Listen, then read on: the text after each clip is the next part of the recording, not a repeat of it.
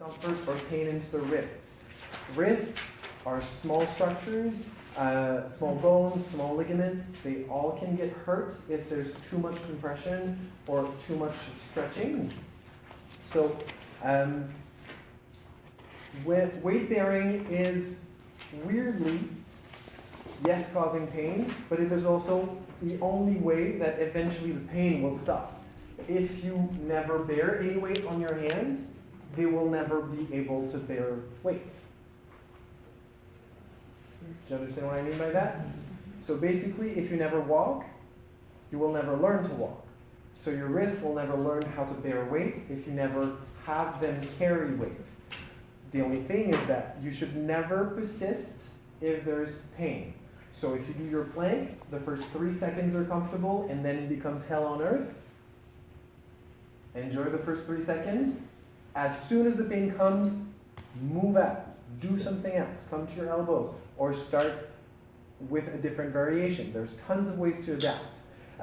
In the ways to adapt, you will see either the use of blocks underneath the hands. One that I very much enjoy, usually kind of creating a bit of a bulk with your mat like this and just put the very center of your palm on it. This is a really good way to kind of get in your down dog, where the weight will naturally go into the center of the palm and towards the knuckles. It's very difficult to keep the weight on the wrist when you have something that's only supporting this part. Also, there's a bunch of exercises that can be done. Strengthening the hand by massaging a tennis ball or massaging your boyfriend or friend. Those are also good exercises for your hands. Gentle stretches also of the wrist and the hand. Fairly simple. If you do plan a class that will involve a lot of arm balances or handstands or anything that could compress the wrist, make sure that you reserve also a minute or two to just decompress and massage the wrist afterward. It goes with intelligent sequencing, where you will just be very careful with it. If people have a desk job, so they work a lot with computers, or have extremely minute tasks to do all day long, or work on an assembly chain where they always do the same repetitive motion. Those are all ways that the wrist will tend to become extremely tight and unflexible and very prone to injuries or to compression pain. So those are the people that will have to be very, very careful. They will just want to move maybe slower, take more time before they do very intensive weight-bearing exercise on their hands.